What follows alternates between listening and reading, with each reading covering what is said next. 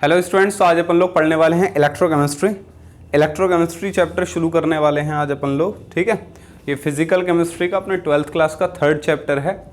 Weightage भी इसका board में 5 नंबर का है और इसमें से जो चीज़ें इस साल के लिए हटी हैं वो कुछ थ्योरेटिकल पार्ट है, तो इसमें से इतना इम्पोर्टेंट कुछ पार्ट हटा नहीं है।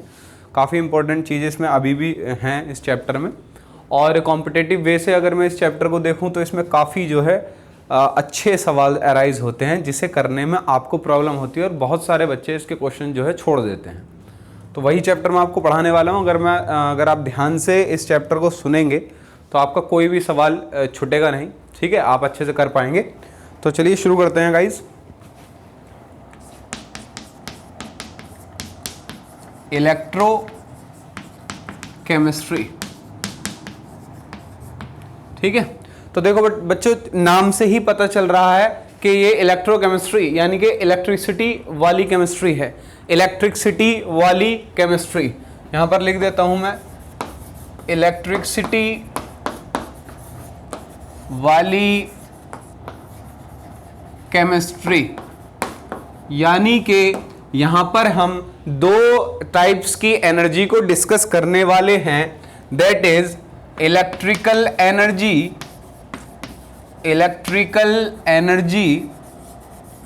And chemical energy.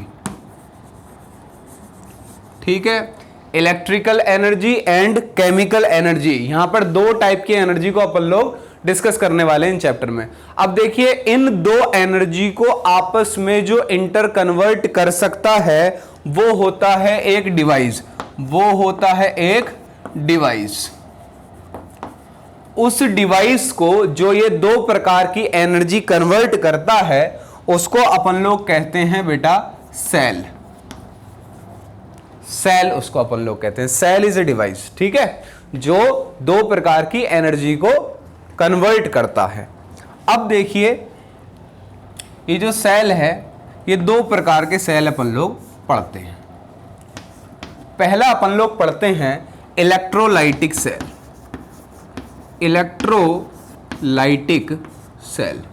दूसरा सेल जो अपन लोग डिस्कस करते हैं वो है गैल्वेनिक सेल। ठीक है, गैल्वेनिक सेल। अब देखिए, इलेक्ट्रोलाइटिक सेल क्या करता है और गैल्वेनिक सेल क्या करता है। इलेक्ट्रोलाइटिक सेल कन्वर्ट करता है इलेक्ट्रिकल एनर्जी को केमिकल एनर्जी में। इलेक्ट्रिकल एनर्जी को केमिकल एनर्जी में कन्वर्ट करता है और इसको अपन लोग केस मान सकते हैं चार्जिंग का।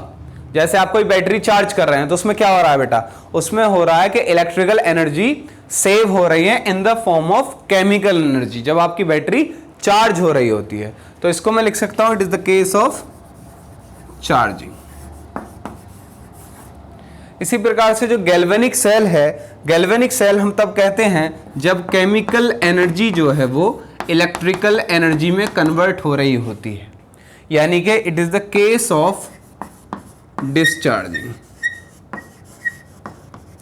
यानी कि जो बैटरी में आपने करंट सेव किया था, एनर्जी सेव की थी in the form of chemical energy, वो कन्वर्ट हो रही है इलेक्ट्रिकल एनर्जी में। जैसे कि आपका फोन है, अब फोन आपने चार्ज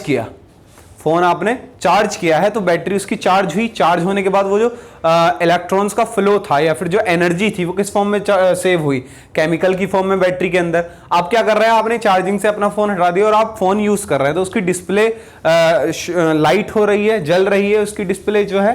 तो वहां पर क्या हो रहा है, केमिकल एनर्जी कन्वर्ट हो रही है इलेक्ट्रिकल एनर्जी में, ताकि जो है इलेक्ट्रिकल एनर्जी की वजह से आप कोई चीज जो है ऑपरेट कर पाए। तो ये केस कैसा हो गया, डिस्चार्जिंग का। तो ये जो सेल है, अब अच्छा ऐसा नहीं है कि ये दोनों अलग अलग सेल हैं। सेल की बात ऐसा नहीं है कि आप लोग निप्पोर एविरेडी पे चले जाएं, वो भी एक सेल है, बट सेल जो है कैटेगरी है, जैसे कि इलेक्ट्रोलाइटिक और गैल्वेनिक है। अब ऐसा नहीं है कि ये दोनों एक साथ बिहेव नहीं कर सकते हैं, मतलब ऐसा नहीं हो सकता एक ही सेल दोनों की तरह बिहेव कर जाए। कुछ सेल ऐसे भी होते हैं जो केवल गैल्वेनिक की तरह बिहेव करते हैं, ठीक है। और कुछ सेल ऐसे होते हैं जो इलेक्ट्रोलाइटिक और गैल्वेनिक दोनों की तरह बिहेव करते हैं, जैसे कि आप निपोया एवरेडी पे चले जाएं, जिन्हें अपन लोग प्राइमरी सेल कहते हैं, जिसमें जो करंट की डायरेक्शन होती है वो एक ही तरफ से फ्लो हो सकती है बस। तो ऐसे केस में उन सेल को गैल्वेनिक सेल में कंसिडर किया जाएगा, क्योंकि वो केवल डिस्चार्जिंग शो कर सकते हैं, वो दोबारा चार्ज नहीं हो सकते हैं। और ऐसे ही मैं एग्जांपल लूं अपने घर में यूज होने वाला इन्वर्टर या फिर मोबाइल में यूज होने वाली बैटरी, तो वो क्या है, वो दोनों केस शो कर रही है, इलेक्ट्रोलाइटिक भी और गैल्वेनिक भी। जब वो चार्ज होती है तो इलेक्ट्रोलाइटिक, और जब वो डिस्चार्ज होती है तो गैल्वेनिक की तरह से। हाँ, दोनों चीजें एक साथ जब परफॉर्म होती हैं तो वो भी पॉसिबल है, ऐसा पॉसिबल। हालांकि जैसे चार्ज हो रहा है आपका इन्वर्टर, तो ऐसा नहीं है कि चार्ज होकर आपके इन्वर्टर से बैटरी आ रही होती है, वो आपका लाइट ही आ रही होती है उस टाइम। ठीक है, ऐसा ना समझे, ये दोनों चीजें एक साथ बिहेव नहीं कर सकते हैं, इधर बैटरी चार्ज होगी या फिर वो डिस्चार्ज होगी। ठीक है। अब ऐसा है, जब आप फोन में चार्जिंग लगा के फोन यूज कर रहे होते हैं, तो उस केस में क्या हो रहा होता है कि आपका जो फोन है वो डायरेक्टली करंट से चल रहा होता है, जो आपका अडेप्टर प्रोवाइड कर रहा है। ठीक है, उसी में से करंट होके जा रहा है, उस टाइम बैटरी जो है हमारी चार्ज हो रही होती है। ठीक है। अब देखिए, अपन लोग जिस चैप्टर में पढ़ने वाले हैं वो पढ़ने वाले हैं अपन लोग गैल्वेनिक सेल। गैल्वेनिक सेल अपन लोग स्टडी करेंगे, यानी कि how chemical energy can create electrical energy. Chemical energy electrical energy कैसे क्रिएट करती है, ये चीज अपन लोग जो है पढ़ने वाले हैं। तो चलिए अपन लोग पढ़ेंगे गैल्वेनिक सेल। तो इसका एक एग्जांपल लेंगे, डैनियल सेल इसका एक एग्जांपल है। डैनियल साइंटिस्ट का नाम है, उनके ओनर्ड में इसका नाम रखा गया है Daniell cell. It is an example of a galvanic cell, और इसको अपन लोग जिंक कॉपर सेल भी कह सकते हैं। जिंक कॉपर सेल भी अपन लोग इसको कह सकते हैं। अब देखिए क्या है ये डैनियल सेल, आपको बताता हूं। इसमें आप जो है 2 हाफ सेल ले लेंगे,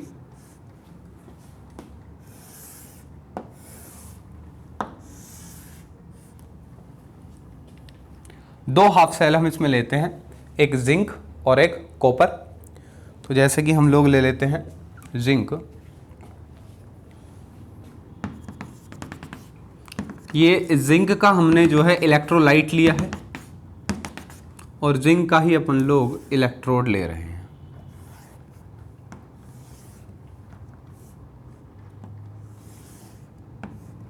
ये हम लोगों ने जिंक का इलेक्ट्रोड ले लिया है।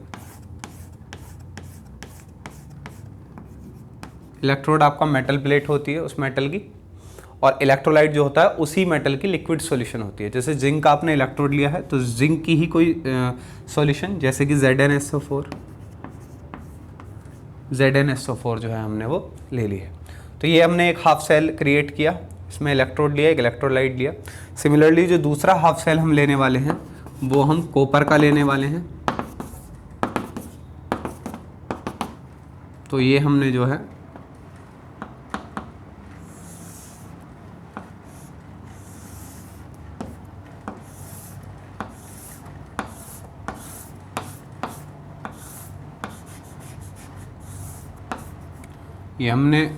कॉपर का इलेक्ट्रोड लिया है, और इलेक्ट्रोलाइट भी उसी का होगा, तो उसकी कोई सॉल्यूशन CuSO4। ठीक है, ये हमने 2 हाफ सेल इसमें एक्चुअली में होते हैं, हमने केवल बनाए हैं। ठीक है, अब हम क्या करेंगे कि यहाँ से इन दोनों मेटल प्लेट को किसी वायर के थ्रू हम जो है कनेक्ट कर देंगे। अब यहाँ पर आप बीच में बल्ब लगा सकते हैं या फिर आप वोल्ट मीटर लगा सकते हैं। ठीक है, ताकि आप जो है पोटेंशियल मेजर कर पाएँ, EMF आप मेजर कर पाएँ इसकी। ठीक है, अच्छा, इसके लिए अपन लोग क्या करेंगे, एक साल्ट ब्रिज क्रिएट करेंगे अंदर। साल्ट ब्रिज क्या करता है, इसके फंक्शन में आपको अभी एक्सप्लेन करूंगा कि क्यों हम साल्ट ब्रिज लगा रहे हैं, what is the purpose to insert a salt bridge. Salt bridge है क्या, किसी साल्ट का एक सॉल्यूशन है जिसे अपन लोग टिश्यू पेपर में करके दोनों सॉल्यूशन में डिप कर देते हैं। वो कोई सॉल्यूशन हो सकती है लाइक अमोनियम नाइट्रेट या फिर KCl, किसी भी सॉल्ट की एक सॉल्यूशन हो सकती है, और दोनों तरफ उसको डिप कर दिया जाएगा। ये इंटरनल सर्किट क्रिएट करता है, वो इंटरनल सर्किट जो है वो कंप्लीट करता है, और ये अपोजिटिवली चार्ज आयन प्रोवाइड करता है जब एक्सेस चार्ज हो जाता है दोनों तरफ। वो कैसे होता है मैं आपको समझाता हूँ। अब जैसे ही हमने इसमें एक साल्ट ब्रिज डिप किया और ये वायर हमने कनेक्ट किया, तो इस पोटेंशियल में, इस वोल्टमीटर में हमको जो रीडिंग दिखाई दी, वो हमको रीडिंग दिखाई दी 1.10 वोल्ट की। अब यहां पर ये रीडिंग आ गई, यानी कि यहां पर एक करंट जो है डेवलप होने लगा। तो ऐसा कैसे हुआ, ये 1.10 का ही क्यों आया, ये चीज अपन लोग इसमें देखने वाले हैं। तो मुद्दा एक तो है कि भाई केमिकल एनर्जी से सीधा इलेक्ट्रिकल एनर्जी कन्वर्ट हो तो रही है, तो ऐसा कुछ जो है पाया गया। अब देखिए कैसे हो रहा होगा, ठीक है, ये कैसे हुआ होगा। तो अपन लोग देखते हैं कि as zinc is more reactive then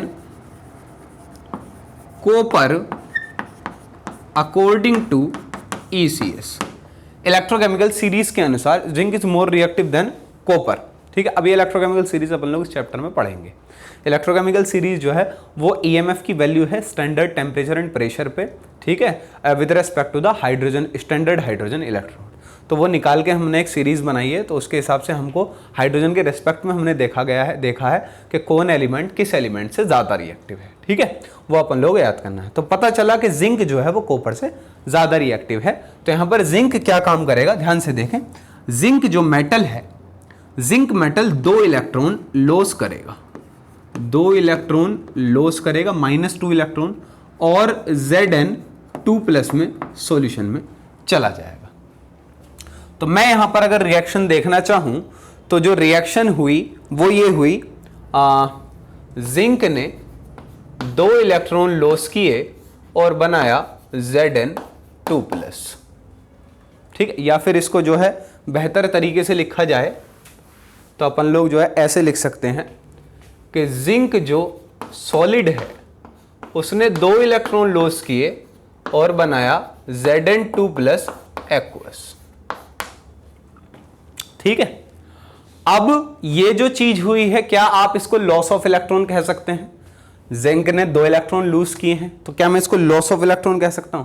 अगर मैं इसको लॉस ऑफ इलेक्ट्रॉन कहूंगा तो क्या मैं इसको ऑक्सीडेशन हाफ सेल कह सकता हूं? देखिए, एक हाफ सेल मिलके क्या बना, एक पूरा सेल। ठीक है, जैसे रेडॉक्स में पढ़ते थे अपन लोग, 2 हाफ सेल की रिएक्शन लिखते थे, तो वो कंबाइन होके एक सेल बनाता है, जो एक सेल एक डिवाइस है, ठीक है, जो एनर्जी को कन्वर्ट करता है। ठीक है, यहां पर अपन लोग पढ़ रहे हैं केमिकल एनर्जी और इलेक्ट्रिकल एनर्जी के बारे में। तो यहां पर हम लोगों ने क्या देखा कि जिंक जो है वो 2 इलेक्ट्रॉन लॉस कर रहा है, तो यहां पर लॉस ऑफ इलेक्ट्रॉन आ रहा है। लॉस ऑफ इलेक्ट्रॉन माने ऑक्सीडेशन, तो यहां पर मैं लिख देता हूं इसको oxidation half cell. Oxidation half cell में ये चीज हुई, ऑक्सीडेशन हाफ सेल इसको अपन लोग कहेंगे। अब इसी प्रकार से अपन लोग देखते हैं रिडक्शन हाफ सेल में क्या हो सकता है। ठीक है, तो रिडक्शन हाफ सेल में देखिए क्या होगा, यहां पर से एक 2 इलेक्ट्रॉन, ये जो हैं ये 2 इलेक्ट्रॉन ऊपर गए होंगे, 2 इलेक्ट्रॉन यहां से गए। जब 2 इलेक्ट्रॉन यहां वोल्टमीटर से होके गए तो यहां पर कुछ रीडिंग शो हो गई, यानी कि flow of electron produce electricity, ऐसा कुछ हुआ, इलेक्ट्रिसिटी इस वजह से प्रोड्यूस हुई। अब वो जो 2 इलेक्ट्रॉन यहां पर आए, ये 2 इलेक्ट्रॉन चलते हुए यहां पर आए। ठीक है, इन 2 इलेक्ट्रॉनों ने ये यहां पर आए होंगे 2 इलेक्ट्रॉन। अब नीचे जो कॉपर सल्फेट की सॉल्यूशन है, तो सॉल्यूशन में ऐसा तो है नहीं भी कॉपर Cu2+ आयन और SO4 आयन ये आपस में एक दूसरे गले में हाथ डाल के घूम रहे हैं, बिल्कुल हाथ से हाथ पकड़े, ऐसा तो है नहीं। अलग अलग होंगे, Cu2+ आयन की फॉर्म में होगा, ये ऐसे हो सकते हैं Cu2+ और SO4 इस प्रकार से ये होंगे। तो वो जो 2 इलेक्ट्रॉन हैं वो कौन गेन कर लेगा? Cu2+। ये जो 2 इलेक्ट्रॉन यहां से लॉस होके आए हैं वो यहां पर क्या होगा, Cu2+ उन 2 इलेक्ट्रॉनों को गेन कर लेगा। Cu2+ एक्वस जो है, जो एक्वस है वो 2 इलेक्ट्रॉन गेन कर लेगा और बनाएगा Cu solid. Cu2+ 2 electron gain करेगा और बनाएगा Cu सॉलिड। अब यहां पर क्या हुआ, गेन ऑफ इलेक्ट्रॉन, तो इसको अपन लोग कहेंगे reduction half cell. Reduction half cell अपन लोग इस चीज को कहेंगे। अब क्या है कि देखो भाई, Cu2+ ने जब ये 2 इलेक्ट्रॉन गेन किए होंगे तो Cu2+ यहां से 2 इलेक्ट्रॉन गेन करके यहां पर चिपक गया होगा साइड में। तो इन प्रैक्टिकल अगर आप असलियत में ये काम करके देखेंगे घर पर भी, तो जब कुछ टाइम हो गया होगा तो यहां से जो आपका जिंक है, जब आप इसका इलेक्ट्रोड निकाल के देखेंगे वो खत्म हो चुका होगा। मतलब पूरा नहीं, कुछ पार्ट कम हो चुका होगा।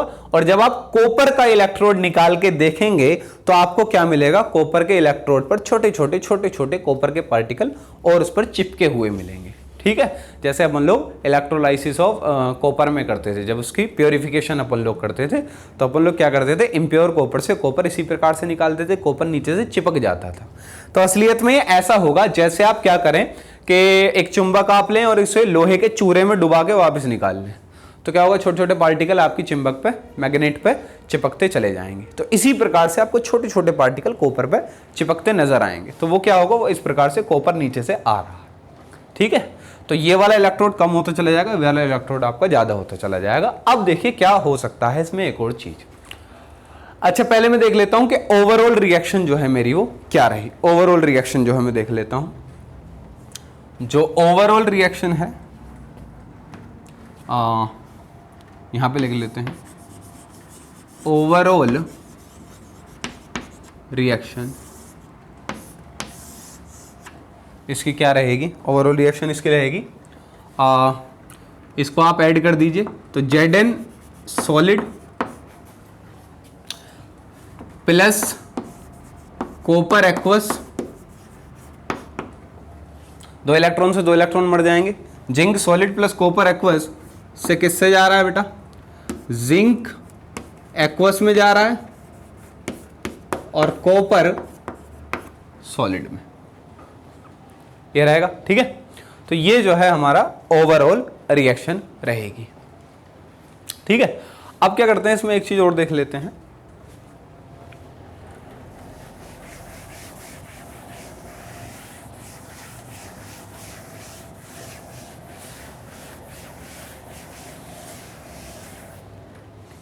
ये हमारी ओवरऑल रिएक्शन रही।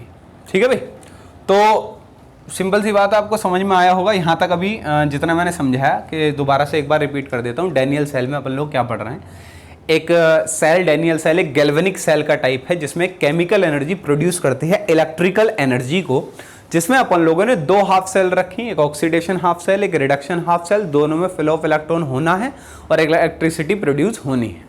तो यहाँ पर जिंक जो है और एक जिंक की इलेक्ट्रोड और इलेक्ट्रोलाइट यानी कि एक हाफ सेल बना, एक कॉपर का इलेक्ट्रोड और इलेक्ट्रोलाइट एक और हाफ सेल बना। अब अपन लोग इसमें क्या देख रहे हैं, हाफ सेल जो है ये दोनों, ये अब जिंक जो है मोर रिएक्टिव होने के कारण पहले इलेक्ट्रॉन लॉस करेगा और वो 2 इलेक्ट्रॉन फ्लो करेंगे थ्रू द वोल्टमीटर, जो आपकी रीडिंग ईएमएफ की बताएगा due to the flow of electron. Then these 2 electron come to the reduction half cell and the Cu2+ ion accept that 2 electron and form Cu solid. ठीक है, which will indulge on the surface of copper electrode. यहां पर ऐसा होने वाला है। ठीक है, जिंक 2 इलेक्ट्रॉन लॉस करेगा, वो 2 इलेक्ट्रॉन फ्लो होंगे, वो 2 इलेक्ट्रॉन इधर आएंगे, कॉपर उन इलेक्ट्रॉनों को गेन करेगा। तो जिंक का इलेक्ट्रॉन धीरे धीरे खत्म होता चला जाएगा और कॉपर का इलेक्ट्रॉन धीरे धीरे बनता चला जाएगा। अब इस केस में बेटा क्या होने वाला है कि एक समय ऐसा आने वाला है, एक समय ऐसा आएगा, एक समय ऐसा आएगा जब एक तरफ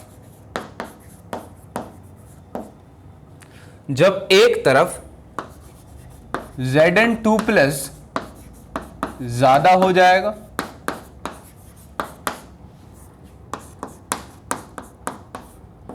और एक तरफ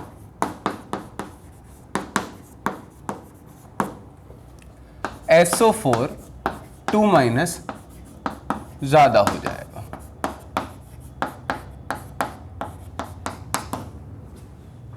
समझ में आया क्या लिखा मैंने, कि एक समय ऐसा आने वाला है कि जब Zn2+, सपोज करिए Zn 2 इलेक्ट्रॉन लॉस करके नीचे जाता रहेगा, तो नीचे क्या इस तरफ पॉजिटिव एक्सिस हो जाएगा और इस तरफ क्या नेगेटिव एक्सिस हो जाएगा। SO4 2- Cu2+ ऊपर जाता रहेगा, नीचे से नेगेटिव ज्यादा हो जाएगा।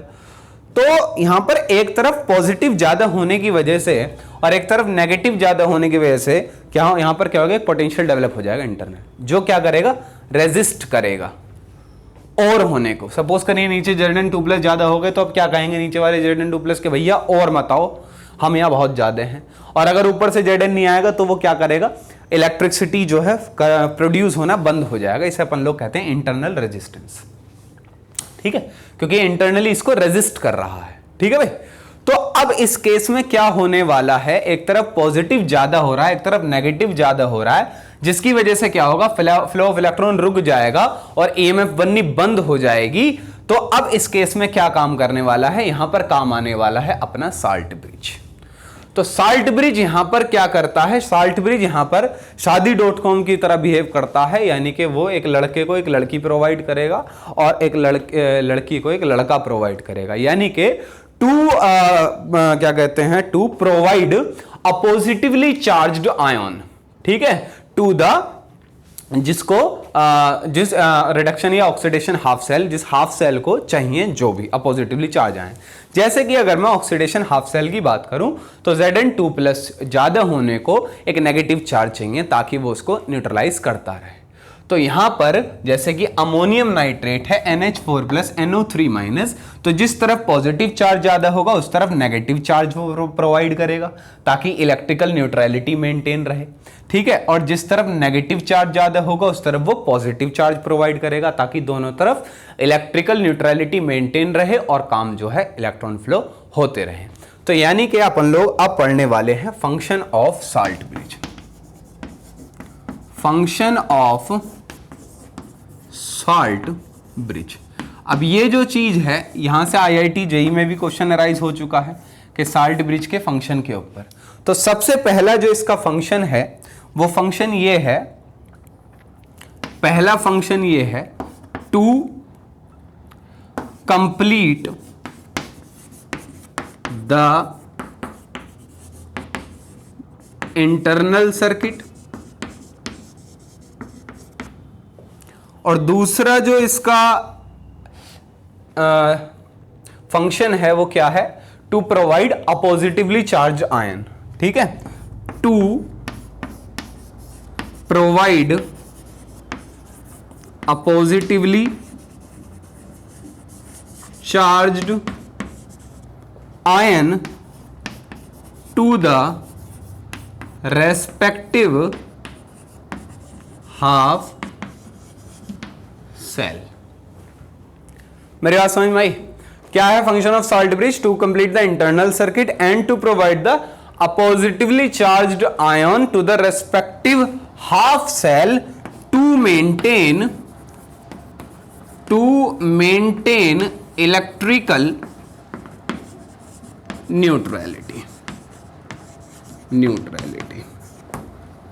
समझ में आया भी? ये अपन लोग जो है करने वाले हैं। अब देखिए इसकी जो ओवरऑल सेल रिएक्शन रही वो रही जिंक सॉलिड कॉपर एक्वस से जिंक एक्वस और कॉपर सॉलिड में ये रिएक्शन जाएगी। तो ये था बच्चों अपना डैनियल सेल। अब जो है इसमें एक चीज और जो अपन लोग पढ़ते हैं वो है सेल रिप्रेजेंटेशन। दो चीज किसी भी सेल की हमसे जो है पूछी जाती है, जैसे एनसीईआरटी के कुछ क्वेश्चन होते हैं 1 नंबर के जो बोर्ड में अराइज होते हैं, जैसे कि आपको सेल रिएक्शन देके जो ये लिखी है उससे वो सेल रिप्रेजेंटेशन अपन लोगों से पूछते हैं। तो फॉर अ गैल्वेनिक सेल एक मेथड मैं आपको बताता हूं जिसको अपन लोग कहते हैं लोन मेथड। मैं इसको फिर से रब कर दे रहा हूं। लोन मेथड से अपन लोग जो है सेल रिप्रेजेंटेशन करेंगे। ठीक है, लोन मेथड से। तो देखिए भाई लोन मेथड क्या है, what is loan, LOAN, loan method. Loan method ये गैल्वेनिक के लिए है, इलेक्ट्रोलाइटिक के लोप हो जाएगा, N for negative, P for positive. तो आइए क्या है, L माने है लेफ्ट ऑक्सीडेशन एनोड नेगेटिव, ये इसका मतलब left oxidation anode negative, left में। तो ये कन्वेंशन है, लेफ्ट में आप जो है एनोड को रखें। हालांकि मैं जिंक इधर बना सकता था, कॉपर इधर बना सकता था, उससे आप में कंफ्यूजन क्रिएट हो सकती थी। तो ये क्या है, एक कन्वेंशन है कि लेफ्ट में आप क्या करेंगे, ऑक्सीडेशन हाफ सेल रखेंगे। अब जो ऑक्सीडेशन है इसको अपन लोग क्या कहेंगे, एनोड। तो इसमें ये वाला जो है हमारा वो एनोड है और ये जो अपना सेल है वो ये कैथोड है। ठीक है, ये एनोड है, ये कैथोड है। ठीक है भाई। अच्छा, ऑक्सीडेशन इसमें हो ही रहा है और ये नेगेटिव होगा, इस पर चार्ज जो होगा वो नेगेटिव होगा, इलेक्ट्रॉन्स फ्लो कर रहे हैं इस तरफ से, तो इसको अपन लोग नेगेटिव चार्ज कहेंगे। ठीक है भाई। अगर ये इलेक्ट्रोलाइटिक होता तो यही फिर लेफ्ट में ऑक्सीडेशन हो रहा होगा, एनोड हो रहा होगा, और जो है इसको ये इस पर चार्ज जो होगा पॉजिटिव होगा। आइए देखते हैं। तो लेफ्ट ऑक्सीडेशन एनोड, नेगेटिव अपन लोग जो है इस चीज को कहेंगे। तो यहां पर अपन लोग सेल रिएक्शन से सेल रिप्रेजेंटेशन करने वाले हैं। तो आइए देखिए, पहले मैं सेल रिएक्शन लिख लेता हूं। सेल रिएक्शन क्या है? सेल रिएक्शन है अपनी जिंक सॉलिड कॉपर एक्वस से जा रहा है zinc aqueous plus copper solid. ये जो हमारी है ये हमारी आई है सेल रिएक्शन। अब इससे अपन लोग लिखते हैं सेल रिप्रेजेंटेशन।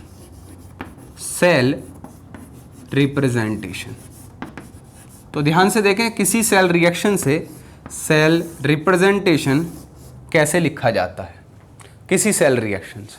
तो फिर से अपन लोग क्या करेंगे, लेफ्ट में एनोड, तो यहां पर आप क्या करें, साल्ट ब्रिज के लिए 2 वर्टिकल लाइन आप शो करें। ठीक है, साल्ट ब्रिज के लिए होती हैं 2 वर्टिकल लाइन। इसके लेफ्ट साइड ये है, इसकी राइट साइड ये है। लेफ्ट साइड में अपन लोग क्या लिखेंगे, ऑक्सीडेशन लिखेंगे, एनोड लिखेंगे। तो मैं ऑक्सीडेशन हाफ सेल लिखना चाहता हूं लेफ्ट साइड में। तो लेफ्ट साइड में ऑक्सीडेशन हाफ सेल में क्या हो रहा है बेटा, Zn सॉलिड से जा रहा है Zn एक्वस में। इलेक्ट्रॉन का लॉस अपन लोग यहां पर नहीं लिखेंगे, तो यहां पर लेफ्ट साइड में अपन लोग लिखेंगे Zn सॉलिड से 1 वर्टिकल लाइन Zn एक्वस में जा रहा है। ठीक है, 1 वर्टिकल लाइन। फिर क्या आएगा बीच में, ये आपका साल्ट ब्रिज 2 वर्टिकल लाइन के साथ। ठीक है, और फिर लिखेंगे हम राइट साइड में रिडक्शन हाफ सेल के लिए, यानी कि Cu2 प्लस एक्वस जा रहा है Cu solid, Cu2 plus aqueous जा रहा है, तो यहां पर एक वर्टिकल लाइन आएगी Cu सॉलिड में। तो this is how we represent a cell. ठीक है, इस तरीके से हम किसी सेल को रिप्रेजेंट कर सकते हैं। तो जरूरी नहीं है कि आपको हमेशा ये सेल रिएक्शन भी लिखा हुआ मिल सकता है, तो आप इजीली उससे सेल रिएक्शन जो है एक्सट्रैक्ट कर सकते हैं। ठीक है भाई, तो ये था अपना हमारा डैनियल सेल और सेल रिएक्शन और सेल रिप्रेजेंटेशन के बारे में। मेरी बात आपको समझ में आई? ठीक है, अब क्या है कि मैं आपको एक चीज और बता देता हूं, हालांकि अपन लोग इस चीज को आगे पढ़ेंगे।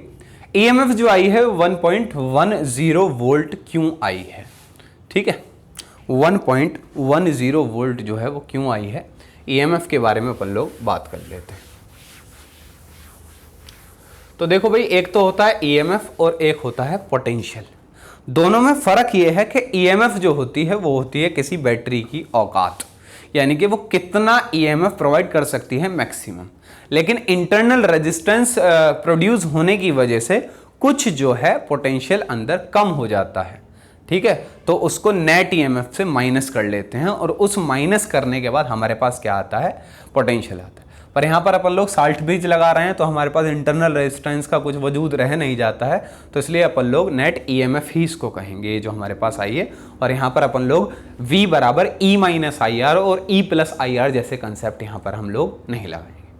तो नेट जो हमारे पास ईएमएफ आई है वो 1.1 इलेक्ट्रॉन वोल्ट कैसे आई है, तो जो ईएमएफ जो होती है हमारी, उसको अपन लोग E से डिनोट करते हैं, और यहाँ पर नोट लगा के मैं इसको स्टैंडर्ड यानी कि 25 डिग्री सेल्सियस और 1 atm प्रेशर पे मैं इसको डिस्क्राइब करूँगा। तो ई नोट सेल का जो बेटे फॉर्मूला, जो कन्वेंशन हमने बताया है वो ये है, ई नोट सेल बराबर ई कैथोड माइनस ई एनोड, और नोट है तो दोनों चीज़ें स्टैंडर्ड होंगी, ई कैथोड माइनस ई एनोड, और you can say that E right minus E left, क्योंकि एज कन्वेंशन अपन लोग राइट में कैथोड लगते हैं और लेफ्ट में एनोड रखते हैं। ठीक है, अब देखिए ई राइट माइनस ई लेफ्ट, यानी कि ई कॉपर का और लेफ्ट में ई जिंक का, यानी कि यहां पर जो हमारी ईएमएफ आने वाली है वो कैसे आएगी, ई कॉपर माइनस ई जिंक। ई कॉपर, ई Cu2 प्लस से Cu में जाने का, और Zn Zn2 प्लस से Zn में जाने की EMF स्टैंडर्ड। अब वो तो हमने इलेक्ट्रोकेमिकल सीरीज में निकाल रखी है। With respect to the standard hydrogen electrode, practically अपन लोगों ने क्या काम किया, हाइड्रोजन इलेक्ट्रोड को अपन लोगों ने रेस्पेक्ट मान के, उसके रेस्पेक्टिव में अपन लोगों ने उसको 0 मान के, उसके साथ सभी एलिमेंट की अपन लोगों ने दूसरी हाफ सेल रखी और सभी के जो पोटेंशियल डिफरेंस आया उसको हमने मेजर किया स्टैंडर्ड उस कंडीशन पे, और जो भी हमारे पास वैल्यू आई ईएमएफ की उसको हमने एक टेबल में उतार दिया, जिसको अपन लोग कहते हैं इलेक्ट्रोकेमिकल सीरीज। तो विद रेस्पेक्ट टू हाइड्रोजन, तो कॉपर की जो वैल्यू आई वो आई +0.34 और जिंक की जो वैल्यू आई हमारे पास वो आई -0.76। ठीक है, वो कैसे निकालते हैं अपन लोग पढ़ेंगे स्टैंडर्ड हाइड्रोजन इलेक्ट्रोड में, आपको सब बताऊंगा, तो ध्यान से सुने। अब कॉपर की जो हमारे पास आई थी वो आई थी +0.34 वोल्ट, और जिंक की हमारे पास थी माइनस ये वाला साइन, जिंक की हमारे पास थी -0.76 वोल्ट। इनका सम हमने किया तो हमारे पास आया 1.10 वोल्ट। ये हमारे पास जो है आया है हमारे पास 1.10 वोल्ट। तो जैसे ही हमने कॉपर और जिंक के दोनों हाफ सेल का हमने एक सेल बनाया तो हमारे पास जो ईएमएफ आई वो 1.10 वोल्ट आई। ठीक है, तो स्टैंडर्ड कंडीशन पे जो इनकी वैल्यू आई है विद रिस्पेक्ट टू हाइड्रोजन, ये उसके हिसाब से यहाँ पर ईएमएफ जनरेट होती है। ठीक है, तो अगर आप इसका जो हमने इसका कंपोजिशन बनाया है, ठीक है, इसका जो कॉम्बिनेशन अपन लोगों ने बनाया है वो आप चेंज भी कर सकते हो, जिंक की जगह आप Mg ले सकते हो, कुछ भी आप ले सकते हो, फिर सबका जो कॉम्बिनेशन अलग अलग आप बनाएंगे, सब में ईएमएफ का जो है डिफरेंस आएगा। तो ये अपन लोगों ने पढ़ा इलेक्ट्रोकेमिस्ट्री का जो पहला लेक्चर अपना है, ये बहुत ही बेसिक है। इसमें से क्वेश्चन जो अराइज हो सकते हैं वो यहाँ से हो सकते हैं और ईएमएफ से हो सकते हैं यहाँ से। ठीक है, और साल्ट ब्रिज से क्वेश्चन कुछ आ सकते हैं, जैसे कंपटीशन एडवांस में भी एक बार साल्ट ब्रिज से क्वेश्चन आ चुका है। ठीक है, कैसे कैसे होता है ये इसका मैकेनिज्म था। तो ये इलेक्ट्रोकेमिस्ट्री का गाइस पहला लेक्चर था। अब अपन लोग आगे जो पढ़ने वाले हैं, अभी चैप्टर अपन लोग कायदे शुरू करेंगे। ठीक है, तो ये पहला लेक्चर था, थोड़ा बेसिक सा। इसमें अपन लोग पढ़ने क्या क्या वाले हैं ये मैं आपको और बता देता हूँ। इस चैप्टर में अपन लोग जो है सेल्स ये पढ़ेंगे, ये जो अपन लोगों ने पढ़ा डैनियल सेल वगैरह। ठीक है, इसके बाद अपन लोग पढ़ेंगे इसमें नर्स्ट इक्वेशन अपन लोग पढ़ने वाले हैं। ठीक है, उसके बाद अपन लोग इसमें पढ़ेंगे फैराडे लॉ ऑफ इलेक्ट्रोलाइसिस, और अपन लोग कोहलरोश लॉ इसमें पढ़ेंगे। फैराडे लॉ ऑफ इलेक्ट्रोलाइसिस यानी कि फैराडे लॉ के कितने टाइम तक आपने कितना चार्ज जाने से कितना वेट जो है डिपॉजिट हो सकता है, यानी कि कितना चार्ज ये गया और कितना वेट ये डिपॉजिट हुआ, उसमें रिलेशन हमारा फैराडे लॉ बताता है कि अगर इससे हेल्प क्या मिलती है, फैराडे लॉ है क्यों, ये इस वजह से है ताकि आप जो है आपको अगर कुछ सर्टेन अमाउंट चाहिए तो आपको कितनी देर तक इलेक्ट्रिसिटी पास करानी पड़ेगी ताकि आप सर्टेन अमाउंट जमा करा पाएँ। कोहलरोश लॉ में अपन लोग पढ़ने वाले हैं मोलर कंडक्टिविटी। ठीक है, कंडक्टिविटी अपन लोग इस चैप्टर में पढ़ेंगे। ठीक है, और अपन लोग पढ़ेंगे इसमें गिब्स एनर्जी वगैरह अपन लोग इसमें डिस्कस करने वाले हैं। ठीक है, ये सब चीज़ें अपन लोग पढ़ेंगे। इसमें मैं एक बात आपसे और पूछना चाहूँगा कि क्या किसी गैल्वेनिक सेल को इलेक्ट्रोलाइटिक सेल में कन्वर्ट किया जा सकता है? तो इसका आंसर है बेटा यस, बिल्कुल किया जा सकता है, अगर आप ये जो ईएमएफ आई है इससे ज़्यादा ईएमएफ बाहर से इसको प्रोवाइड कर दें। इससे ज़्यादा ईएमएफ जब बाहर से आप इसको प्रोवाइड करेंगे तो जो फ्लो ऑफ इलेक्ट्रॉन्स की डायरेक्शन है वो अपोजिट हो जाएगी, और उसके बाद ये जो सेल है वो इलेक्ट्रोलाइटिक की तरह बिहेव करने लगेगा। ठीक है, तो चलिए guys, this is all about today's class electrochemistry में। बाकी मिलते हैं अगले लेक्चर में। ठीक है, थैंक यू।